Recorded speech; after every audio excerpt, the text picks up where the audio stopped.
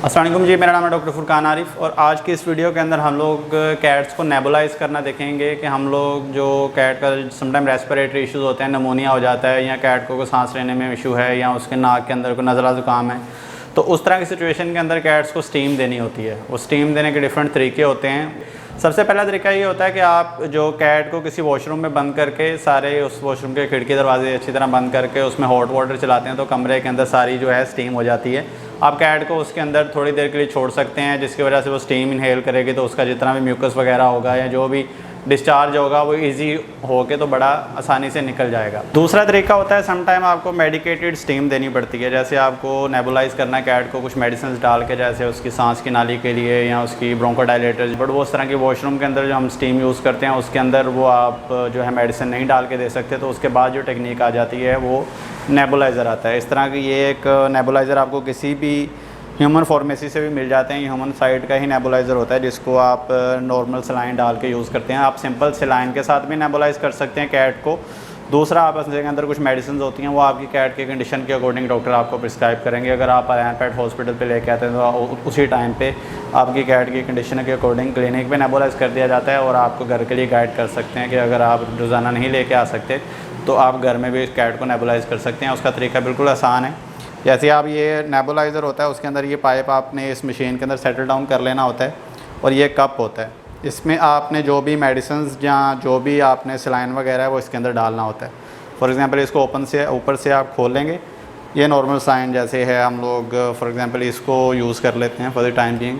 अब इसके अंदर आपने कुछ ड्रॉप्स जो हैं नॉर्मल सलाइन के डाल लेने होते हैं, इसकी ही स्टीम बननी होती है फर्दर। अब जैसे आपने ये नॉर्मल सलाइन इसके अंदर डाल लिया है, इंजेक्शन के थ्रू भी डाल देते हैं, और कुछ मेडिसिन हैं वो भी आपने जो भी डालनी है वो ड्रॉपर इसी के अंदर आ जाएंगे। ये सारा स्पेस है जिस पे आप काम करते हैं। इसके बाद आपने इसको क्लोज़ कर देना होता है। क्लोज़ करने के बाद जो है आप कैट को डायरेक्ट नेबुलाइज़ कर सकते हैं, बट जो एक और तरीका होता है वो ये होता है कि आप जो है ये नेबुलाइज़र इसको ऑन कर, ठीक है। उसके बाद अगर आप देखें तो नेबुलाइज का जो स्टीमर ऑन करने के बाद तो आपको यहाँ से स्टीम नज़र आ जाती है। तो ये स्टीम जो है आपने यहाँ पे कैट को, किसी भी कैट को जेट बॉक्स में इस तरह रख के उसको चारों साइडें उसकी कवर कर लें किसी कपड़े के साथ या किसी चीज़ के साथ। उसको रख के ये जो इसकी स्टीमर है इसको यहाँ पे फिक्स कर दें, ठीक है। यहाँ पे फिक्स कर देंगे और साथ यहाँ पे आगे भी आप कपड़ा रख देंगे और ये कैट इसके अंदर बैठी हुई है।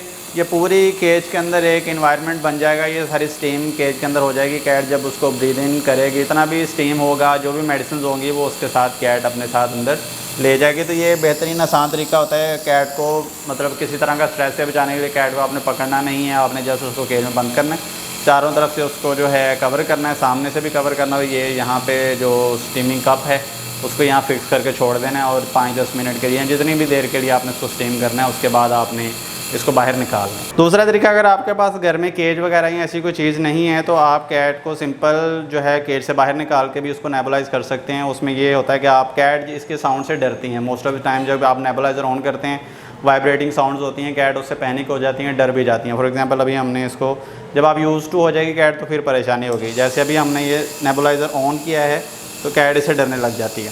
तो इसका तरीका ये होता है कि आप उसको थोड़ा सा होल्ड करके रखें या एक बंदा आपका जो भी है उसको साथ अपने साथ लगा लें और एक को इसका पकड़ के इस तरह नेबुलाइज़ कर दें। बस बेटे बस। इसको जब आप स्टीम करेंगे थोड़ा रेजिस्ट करेगी कैट, आगे पीछे मूव भी करेगी, तो फिर आपने उसको जो है इसी तरह उसको नेबुलाइज़ करना होता है।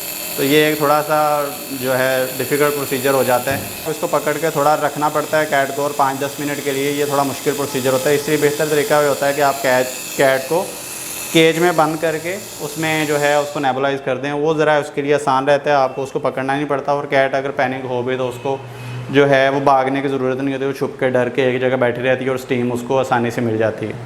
तो ये नेबुलाइजेशन जो है उसकी टेक्निक होती है, आप घर में भी बड़ा आसानी से कर सकते हैं। अब मौसम आगे सर्दियों का आने वाला है, नज़ला ज़ुकाम बिल्लियों के अंदर बहुत कॉमन हो जाएगा। हमारी तीनों ब्रांचें लाहौर, इस्लामाबाद और कराची में सबसे ज़्यादा जो रेस्पिरेटरी केसेस आते हैं, जो लंग के रिलेटेड केसेस हैं, जो सांस के रिलेटेड केसेस हैं, वो इस्लामाबाद के अंदर आते हैं। तो उस में भी उसकी इन्वायरमेंट का इस तरह का फ़र्क है, वहाँ पे ये बहुत ज़्यादा केसेस हैं। तो अगर आप इस्लामाबाद में तो आपको इसकी बहुत ज़्यादा ज़रूरत पड़ने वाली है डेफिनेटली। पर डिफरेंट सिटीज़ में जैसे लाहौर है या कराची है, वहाँ पे भी पेट्स की पॉपुलेशन में इस तरह के मसले रहते हैं। अब सर्दियों के अंदर ये बहुत कॉमन मसले हो जाएंगे। तो ये एक नेबुलाइज़र जो है वो आपके पास हमेशा घर में मौजूद होना चाहिए, तो जाके आप किसी भी तरह की इस तरह की सिचुएशन को हैंडल करने के लिए रेडी हों।